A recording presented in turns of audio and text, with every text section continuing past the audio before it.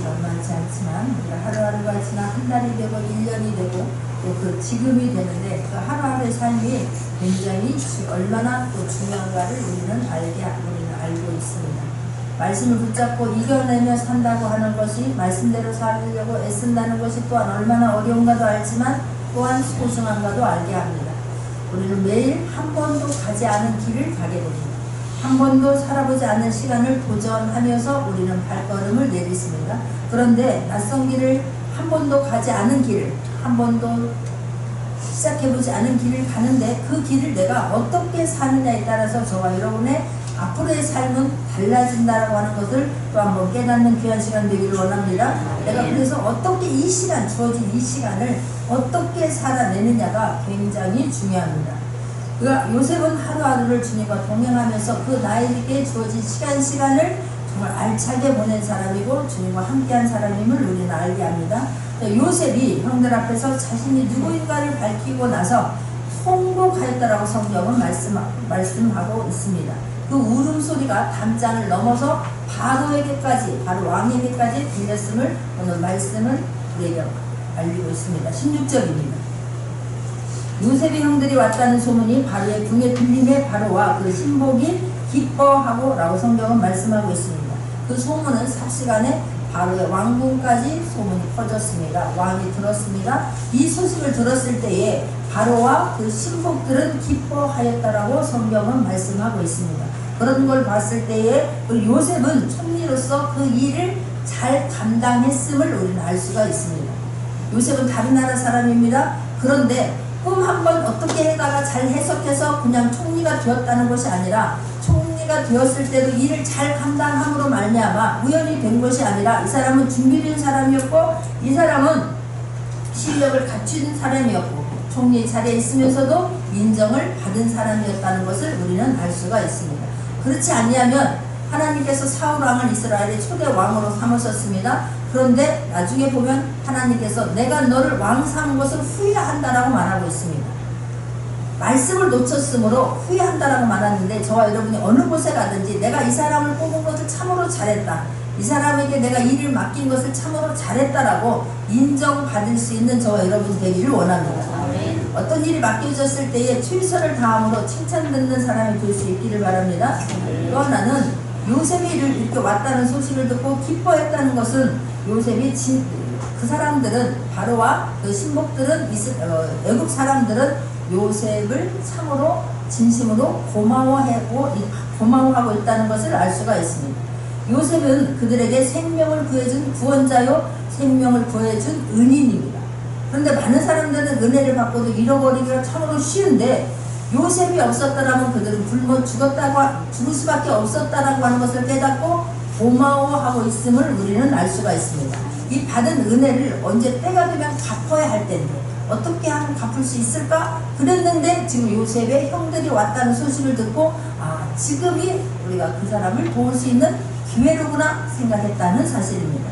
또 하나는 요셉에 대해서는 굉장히 의문이 들었고 궁금한 것이 많았는데 요셉이 형들이 옴으로 말미암아서 궁금증이 풀렸습니다. 요셉은 누구일까? 요셉은 가족은 어떤 사람들일까? 그가 어떻게 해서 애국까지 오게 되었을까? 어떻게 했길래 이렇게 이방 사람이 젊은 나이에 애국의 총리가 되었을까? 그런데 그것을 요셉이 자기 입으로 말을 하지 않기 때문에 다른 사람들은 알 수가 없었습니다. 그런데 참으로 이 사람들에게 또 하나 궁금증이 있었던 것은 젊은 사람이 이방 사람이 총리가 되었는데도 불구하고 이 요셉의 얼굴에는 자기도 모르게 수심이 있습니다. 외로움이 묻어나옵니다. 근심이 있어 보입니다. 도대체 왜 이럴까? 그렇게 높은 자리에 있고 장가들어 자녀들도 있는데 그 얼굴에는 가끔씩 왜 수심이 보이고 왜 외로움이 묻어나고 있을까 궁금했는데 형들이 와서 대성통곡하는 소리를 들으면서 그가 그렇게 외로움이 묻어서 나왔었던 것은 가족에 대한 그리움 때문이었구나. 형제와 부모에 대해서 보고 싶은 그것이 있었기 때문에 그랬구나 하고 의문이 지금 궁금증이 풀렸습니다.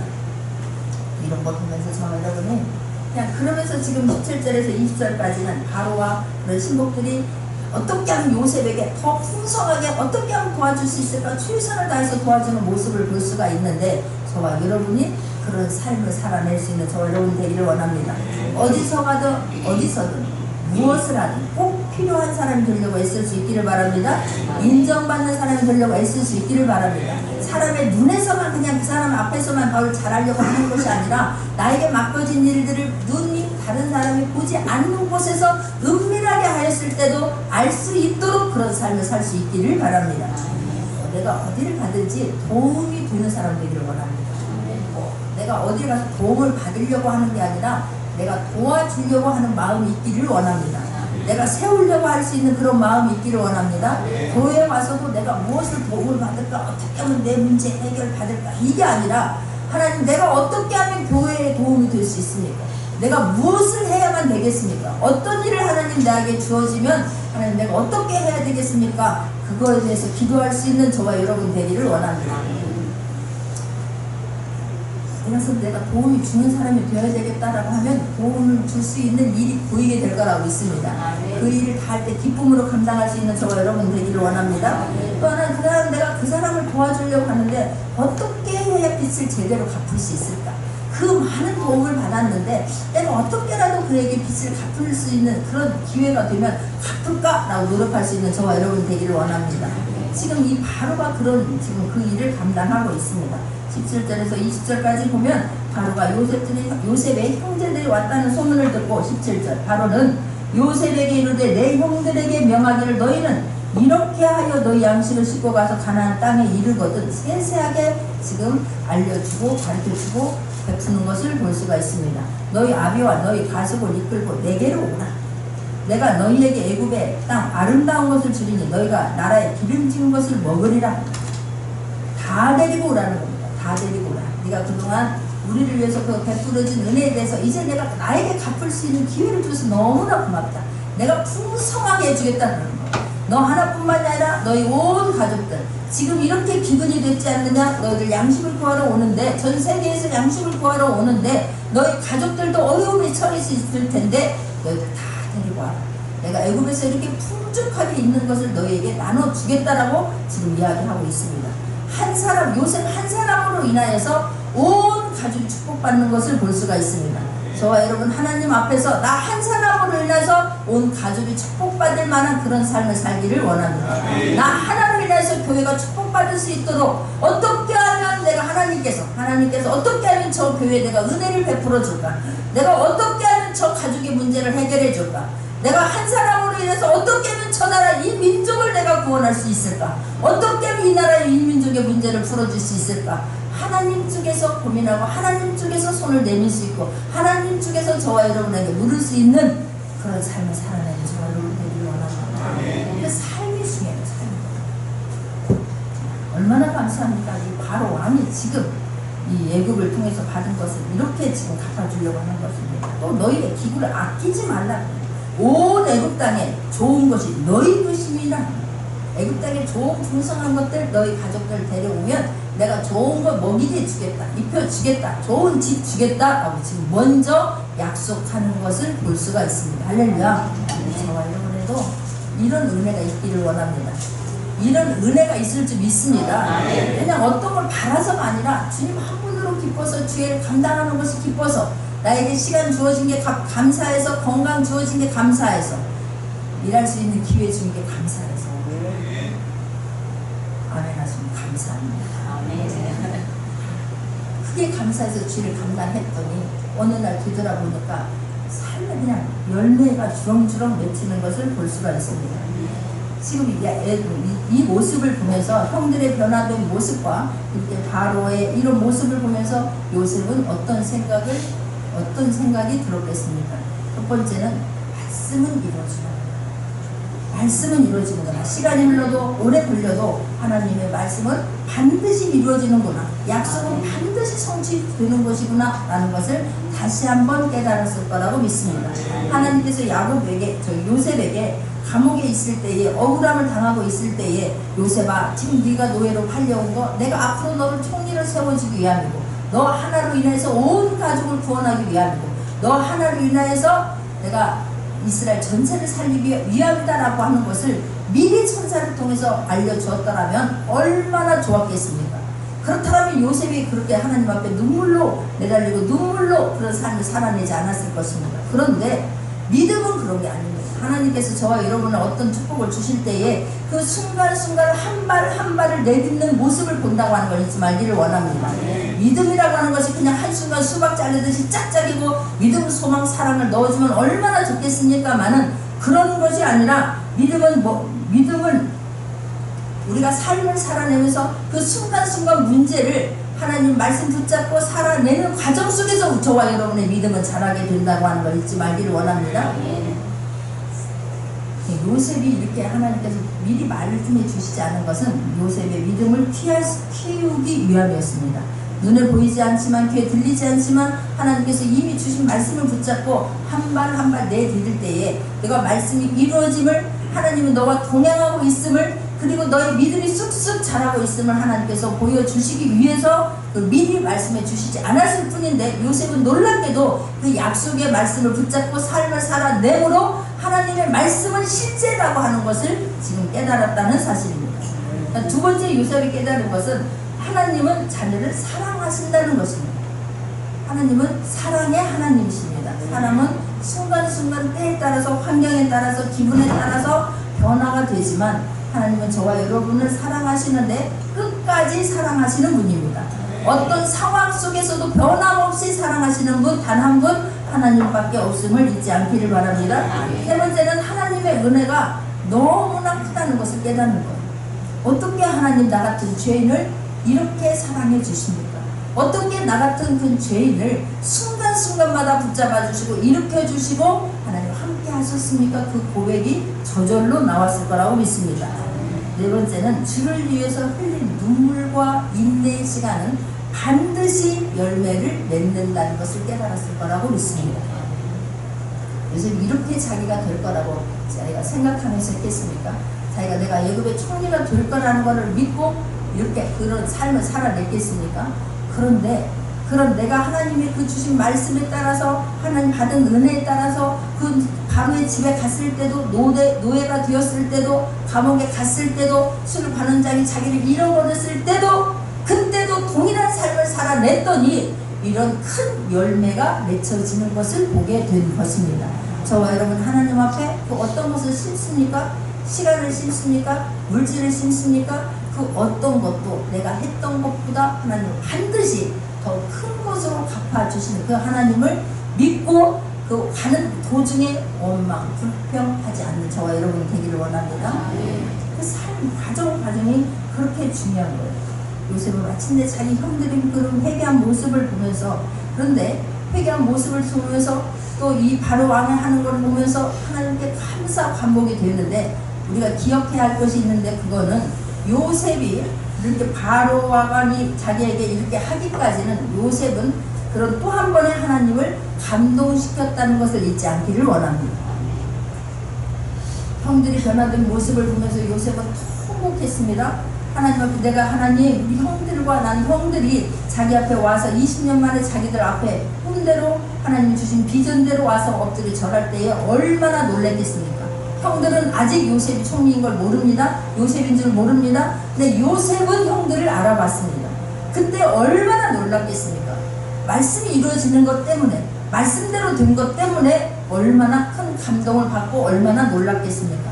그런데 그러나 요셉은 그걸 보면서 하나님 앞에 또 기도하면서 받았던 게 무엇입니까? 아버지, 나 하나님을 같이 예배하고 싶습니다. 같이 찬양하고 싶습니다. 같이 하나가 되고 싶습니다. 그런데 그 형들이 변화되었는가가 너무나 궁금합니다. 형들이 예전과 그 모습이 그대로 있다면 아니 되지 않습니까? 하나님, 내가 우리 형들을 테스트하겠습니다. 그럼 테스트하는 과정 속에서 하나님께서 형들을 멋지게 변화시켰다는 걸 알면서 정말 생명을 건 사랑을 하는 그런 유다를 통하여서 요셉이 모든 것을 다 내려놓고 하나님 앞에 통곡하고 어린아이와 같이 울었습니다. 자, 그 어린아이와 같이 울을 때에 하나님이 또 한 번 요셉은 깨닫는데 무엇을 깨닫습니까? 하나님께서 나를 통하여 하실 일이 있구나. 나를 통해서 하나님이 하실 일을 또 한 번 말씀하실 것들, 그때 그걸 듣고 요셉은 감동했을 거라고 믿습니다. 그렇게 하나님께서 그 일을 하게 하시려고 나에게 은혜를 주셨구나. 나를 하나님이 쓰셨구나. 그렇다면 하나님, 내가 그 일을 감당하겠습니다. 요셉은 통곡을 하면서 모든 것들을 다 덮어버렸습니다. 더 진정으로 사랑하게 되었고, 진정으로 용서하게 되었고, 진정으로 상처를 다 치유받았습니다. 기도하는 중에 하나님의 음성을 들으면서 모든 것들이 다 해결되고 치유받고 용서가 되어지는 모두가 되기를 원합니다. 기도 따로 행동 따로가 되지 않기를 원합니다. 우리는 하나님 앞에 기도합니다. 간절히 기도했을 때에 하나님 반드시 음성을 들려줍니다. 내가 너에게 이렇게 해주겠다, 너는 이렇게 하라라고 말씀을 하는데, 문제는 우리가 기도 따로 행동 따로입니다. 하나님 내가 용서하겠습니다. 하나님 내가 사랑하겠습니다. 하나님 내 상처 다 옮겨 놓았습니다. 그랬으면 일어나서도 동일하게 이루어지기를 원합니다. 그런데 그렇게 했는데 요셉은 그대로 실천합니다.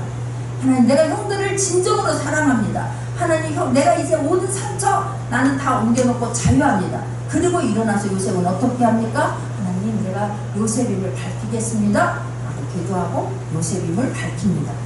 그랬을 때 형들의 얼굴이 사색이 되지 않습니까? 그렇다라고 하면, 그런데 그때 요셉은 변화되지 않았습니다. 그때에 내가 여기에 지금 이렇게 된 것은 당신들의 잘못이 아닙니다. 하나님께서 우리 가족을 구원하시려고 나를 먼저 하나님께서 보내신 것입니다 라고 하나님이 그 마음을 주셨는데 그대로 선포합니다. 그리고 형들의 마음을 오히려 위로하고 편안함을 주는 것을 볼 수가 있습니다. 이게 쉬운 일 아닙니다. 내가 기도할 때는 하나님 내가 형들을 완전히 용서했습니다. 내가 하나로 예배드리게 하신 하나님 너무나 감사합니다. 내가 요셉임을 밝히겠습니다 라고 기도했는데 눈 딱 뜨고 보니까 나를 팔아버린 형들이 눈앞에 있는 거예요. 나를 노예로 팔아버리고 나를 이렇게 고생시키고 힘들게 그런 삶을 살도록 원인을 제공한 사람들이 내 눈에 있는 거예요. 그때도 기도한 것이 변하지 않기를 바랍니다. 내가 손해가 된다 할지라도 그걸 변하지 않기를 바랍니다. 기도는 그렇게 했는데 원수가 눈앞에 있으면 주님 아닙니다. 절대로 못하겠습니다. 내가 어떻게 저 원수를 내가 그냥 용서합니까? 내가 기도한 것이 물거품해진 수가 너무나 많은데 그래야지 않는 저 여러분 되기를 원합니다. 요셉은 그렇게 했습니다. 내가 기도한 대로 요셉임을 밝히겠습니다. 저들 사랑으로 다 감싸겠습니다. 주님이 다 용서하셨는데 왜 내가 안 된다고 하겠습니까? 그래야지 않겠습니다 라고 기도한 대로 형들 앞에서 그대로 실천한 사람이 요셉입니다. 그렇기 때문에 하나님께서 은혜를 베풀어 주십니다. 여러분 요셉의 야곱의 가족은 구약시대의 교회입니다. 저 여러분이 교회가 세워지기 위해서 애쓸 수 있기를 바랍니다. 요셉은 교회가 세워지기 위해서 애쓴 사람입니다. 형제들의 교회를 본 거예요. 성도들이 하나 되어서 연합해서 예배드리는 그걸 사모한 사람이기 때문에 나 다시 함께 예배드리고 싶습니다. 그들과 같이 하나님 앞에 찬양하고 싶습니다. 그러기 위해서 형들의 하나님 변화된 것을 애타게 기다렸고 또 변화된 모습에 엎드려서 감사해서 하나님 앞에 통곡한 사람이라고 믿습니다. 통곡한 것이 여러 가지 원인이 있겠지만 가장 큰 원인은 하나님께서 형들을 변화시켜준 모습에 너무너무 감사해서 내가 하나님 앞에 나 같은 죄인을 구원하고 이 일에 내가 쓰임받게 하신 하나님 앞에 감사해서 통곡이 나왔을 거라고 믿습니다. 내가 통곡할 때에 내 원한 때문에 내 서름 때문에 내 감정에 복받쳐서 우는 것이 아니라 하나님이 하신 이 일 때문에 감사해서 울을 수 있는 저 여러분 되기를 원합니다. 요셉은 이 일을 한 거예요. 그렇기 때문에 이렇게 하나님께서 바로의 마음을 감동감화시켜 주셔서 이렇게 큰 은혜를 베푼다고 하는 것을 잊지 않는 저와 여러분 되기를 원합니다. 그걸 그대로 지금 하나님이 주신 마음을 그대로 선포한 것이 요셉이기 때문에 그렇습니다. 21절입니다. 이스라엘의 아들들이 그대로 할세 요셉이 바로의 명대로 그들에게 수레를 주고 길 양식을 주며 또 그들에게 닭학기 옷 한 벌씩 주되 베냐민에게는 은 300과 옷 5벌을 주고 라고 성경은 말씀하고 있습니다. 요셉이 내 동생이니까 친동생이니까 다른 사람보다 5배를 더 주고 이룬 것이 아닙니다. 요셉은 베냐민을 보면서 이 똑같이 형제들 중에서 베냐민은 가장 나약한 자입니다. 태어나면서 엄마를 잃어버렸고 형을 잃어버렸고 아버지는 연세가 많고 그냥 가장 연약한 자이기 때문에 그 베냐민의 고통에 요셉이 공감하게 된 것입니다. 그 고통을 지금 간접적으로 체험했기 때문에 같은 고난을 받는다는 점에서 받았다는 점에서 지금 베냐민에게 더 많은 것을 갚아주고 있습니다. 하나님께서도 교회에서 가장 은혜를 많이 받는 사람은 하나님의 도움을 많이 받는 사람은, 선물을 가장 많이 받는 사람은 어떤 사람입니까? 나는 못합니다. 아무것도 할 수 없습니다. 나는 죄인입니다. 라고 하는 사람은 하나님 가장 큰 은혜를 베풀어 주십니다. 많이 가졌다라고, 일 많이 한다라고 하나님께서 주시는 것이 아니라 가장 낮은 자세로 하나님께 섬기려고 애쓰는 사람, 그리고 가장 나약한 자로서 하나님은요 항상 병든 자, 가난한 자, 힘든 자, 울고 있는 자 편에서 하나님은 은혜 베푸셨다고 하는 걸 잊지 말기를 원합니다. 그렇기 때문에 저와 여러분이 해야 되는 것은, 하나님 나는 할 수 없습니다. 하나님 은혜 아니면 안 됩니다 라는 고백이 있는 저와 여러분 되기를 원합니다. 그런 자가 예수님 앞에서 가장 존경을 받는 것이고 하나님께서 가장 많은 것으로 갚아주실 것을 믿습니다. 그래서 요셉이 지금 베냐민에게 가장 많은 것을 주는 것을 볼 수가 있습니다. 그리고 23절에 보면, 또 그가 이와 같이 그 아비에게 보내되 수나귀 10필에 애굽의 아름다운 물품을 실리고 암나귀 10필에는 아비에게 길에서 공개할 곡식과 떡과 양식을 실리고. 그래서 아버지 앞에 가는 데에 지금 요셉이 총리가 되어서 이렇게 아버지 앞에 마음껏 베풀 수 있는 것을 최선을 다해서 지금 베푸는 것을 볼 수가 있습니다. 선물을 주는 것을 볼 수가 있습니다. 그러면서 요셉이 형들에게 한 가지를 당부합니다. 무엇을 당부하는가? 24절입니다. 같이 한번 합독하겠습니다. 24절.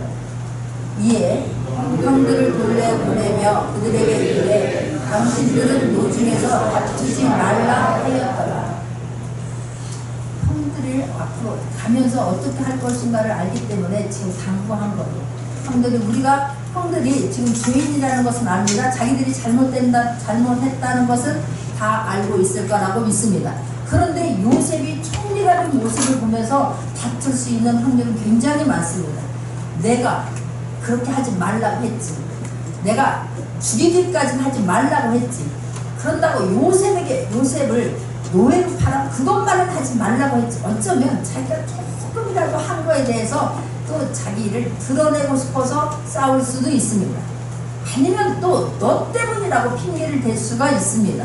그렇기 때문에 저와 여러분, 어떤 하나님께서 저와 여러분을 용서해 주셨으면, 또한 다른 사람을 용서해 주셨으면 하나님의 은혜임을 고백하고 절대로 다른 사람의 어떤 문제가 있을 때에 상처를 건들지 않기를 바랍니다. 죄를 생각나게 하도록, 죄를 생각나게 하지 않는 저와 여러분 되기를 원합니다. 너 예전에 그랬었잖아, 너 때문이었잖아, 이름으로 인해서 다시 한번 또 불안을 일으키지 않게 하기 위해서 요셉은 형들에게 당부했습니다. 또 하나 중요한 것은, 저희가 은혜를 받았습니다, 아멘하고 지금 막 성령 충만했습니다. 사단은 밖에서 기다리고 있다는 거 잊지 말기를 원합니다.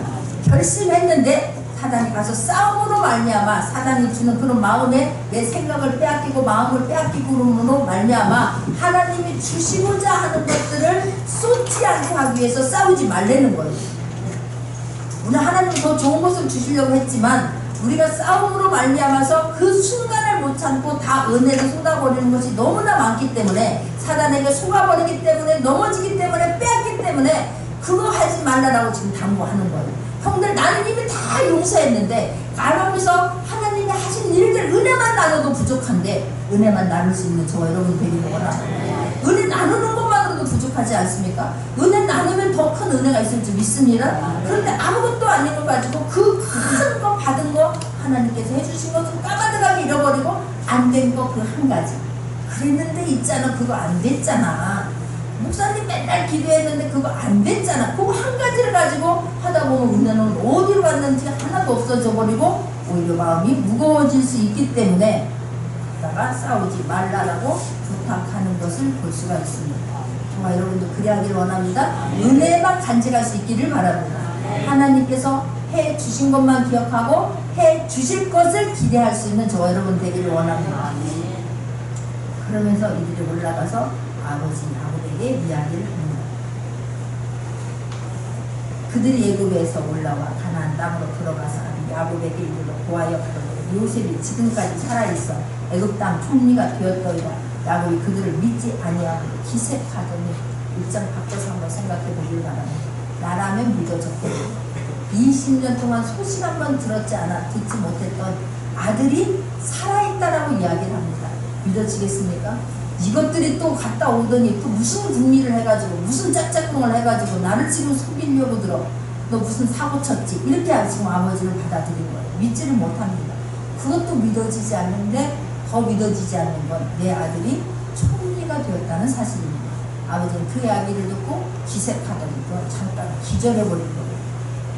어떻게 지금 이럴 수가 있단 말이에요. 어떻게 이럴 수가 있단 말이에요. 그런데 27절 그들이 또 요셉이 자기들에게 부탁한 모든 말로 그 아비에게 구하매 그 아비 야곱이 요셉이 자기를 태우려고 보낸 수레를 보고야 기운이 소생한지라.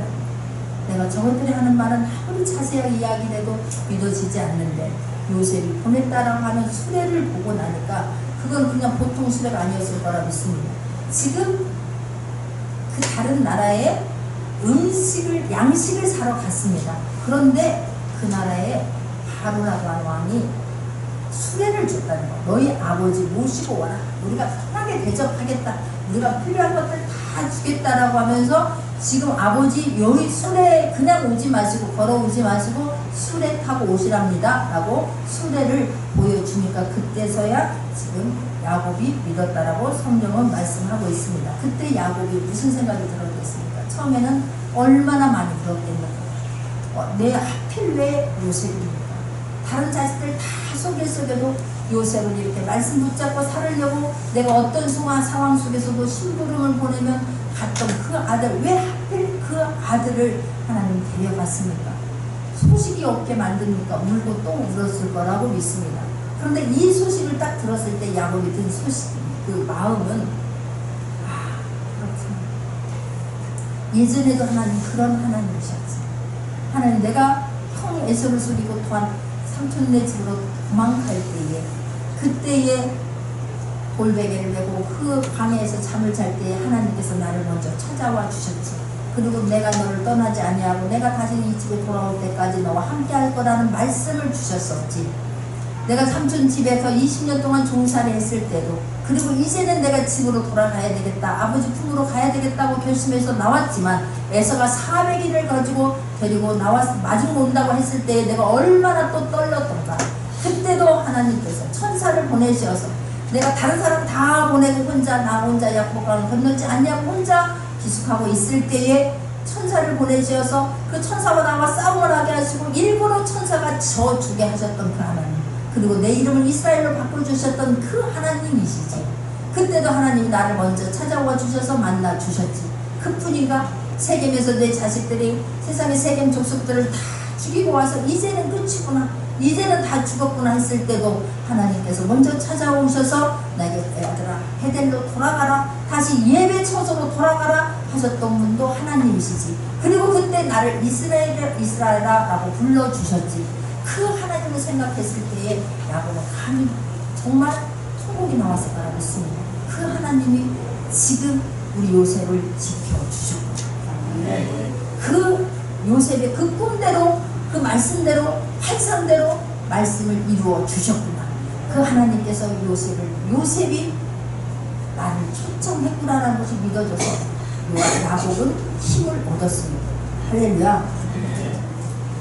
저와 여러분이 다시 한번 힘을 얻기를 원합니다. 다시 한번 소망이 갖기를 원합니다. 다시 한번 희망을 갖는 저와 여러분 되기를 원합니다. 제가 어젯밤에 통곡을 했어요. 문자 하나를 보고 통곡을 했어요. 얼마나 감사하든지. 저는 이 말씀은 이루어진다라고 믿는 사람입니다. 성경에 있는 모든 말씀은 지금도 실제라고 믿는 사람입니다. 그렇기 때문에 늘 그대로 선포하고 아픈 사람들을 보고도 하나님 나는 못하지만 하나님이 하시면 어떤 병이든지 낫는다라고 믿고 기도해주는 사람입니다. 무세련이라고 성도님이 한 번 왔었어요. 저희 교회에. 여러분 잘 먹고 잘 짜고 잘 싸면 건강한 거예요. 그것만으로도 하나님 앞에 감사할 수 있기를 바랍니다. 이분은 특이한 희귀병이라서 장이 그냥 있다가 썩어요. 그래서 잘라내서 대장이 하나도 없어요. 위하고 소장하고 붙어놓은 거예요. 근데 이게 소화가 기관이 장이 활발하게 움직여져야 되는데 잘 안 움직여지고 가스가 안 나오게 되면 배가 더부룩하고 이 엄청나게 힘들어요. 그랬을 때에 제가 우리 교회 성도님 신방 갔다가 병원 신방 갔다가 이제 저분이 저렇다라는 이야기를 해서 기도를 해드렸어요. 예전에 교회를 다니다가 오랫동안 쉬고 있는 분이라서 제가 하나님은 이런 분입니다 라고 이제 잠깐 이야기를 나누고 기도를 해드렸을 때 가스가 배출돼서 우리 교회 한번 오신 적이 있어요. 그리고 나면 그러면 하나님이 한번 해주셨으면 하나님은 이런 분이라고 꽉 붙잡으면 얼마나 좋겠습니까? 근데 시간이 지나면 또 아이고 어떻게 하나님이 병원에서 그랬지 자기 그랬지 이렇게 될 수 있다는 사실이에요. 그런데 이분이 너무나 또 아픈 거예요. 너무 아픈 거예요. 교회만 나오려면 또 더 아픈 거예요. 근데 교회는 못 나오게 되고 너무 아파서 서울에 큰 병원에 갔는데 더 이상 수술도 안 돼. 수술할 필요가 없다는 거예요. 자기 완전히 멈춰버려요. 자기 하나도 안 움직이는 거예요.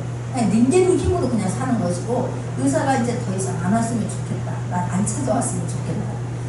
근데 여기 지금 입원한 병원에서도 당신이 이러다 이제 죽을 수밖에 없습니다. 제가 이제 금요일날 찾아갔을 때에 어떻게 그런 말을 쉽게 하냐는 거예요. 요새 의사들은 히포크라테스에 무슨 선서도 안 하나 봐요. 이렇게 말하더라고요. 의사에 대해서 사명이 없나 봐요. 아픈 환자는 정말 실오락이라는 그런 조그만 거라도 희망을 주면 힘을 얻는다는 거예요. 그래 나 살아야지. 살 수 있구나. 살겠구나. 그런 희망을 갖는다는 거예요. 그런데 어떻게? 당신에게 죽을 수밖에 없습니다. 막 물었더니 한 번은 다 죽는데 그걸 가지고 또 왜 묻느냐고 그렇게 그래서 제가 이제 더 이상은 할 수 없다. 아무도 한다고 없이 할 수 없고 아무도 의학적으로 안 된다고 했을 때에 하나님은 할 수 있음을 믿으시기 바랍니다. 죽은 나사로를 살리신 하나님, 죽은 나사로를 하나님은 일찍 가면 사람들은 아이고 살만하니까 살았어. 아직 안 죽었을 때 했으니까 살았지. 다 죽었는데 어떻게 살려 할까봐 예수님은 일부러 4일 만에 나사로의 집에 찾아갔다. 막 썩어서 냄새나는 죽은 나사로에게 나사로야 일어나라 했을 때 나사로가 일어났습니다. 믿으십시오. 근데 제가 몸이 지금 지난주에 힘들었다라고 말씀했죠. 그래서 그냥 어깨 이 부분, 가슴 부분에다 손을 넣고 기도를 해드려야지 그랬는데 이분이 내 손을 갖다가 자기 장기 거기다 두 손을 갖다가 목사님 내 장기에다가 손을 대고 기도해 주세요 그러는 거예요. 그 장기에다 손을 대는데 마음이 내가 너무 아픈 거예요. 하나님 말씀이 이루어지는 것만 증거하게 알려주옵소서. 제가 그래서 그분한테 그랬어요. 성도님 하나님이 만져주시는데 나에게 지금 했던 그 이야기를 하나님이 고쳐주시면 반드시 다른 데 가서 하십시오. 하나님 이런 분이라고 내가 간증하겠습니다. 그걸 속에서 하나님 내가 그리 하겠습니다. 기도하세요. 그리고 기도를 해드렸어요. 나사렛 예수 그리스도 이름으로 명하노니 장은 움직여질지 하나님 천군천사를 파송에 보내주셔서 장을 움직여서 가스가 배출되고 배변이 나오게 알려 주시옵소서.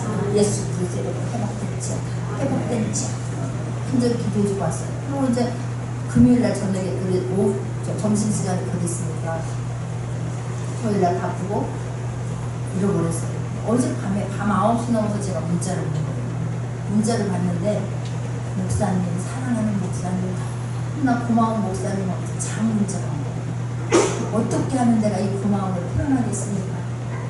장이 목사님 간 뒤에 묽은 변이 나오기 시작하더니 이제 오늘은 어제부터 그렇게 나오기 시작하더니 장에 있는 찌꺼기까지 다 밀어내서 나오고 있다는 거예요. 할렐루야.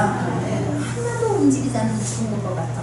그래서 이제는 닌게루가 간에서 이제 거부하면 그것마저도 막 맞을 수 없으면 그냥 갈 수밖에 없는 그런 사람인데 하나님께서 만져주셔서 장이 움직여져서 자기 스스로 나오는 거예요.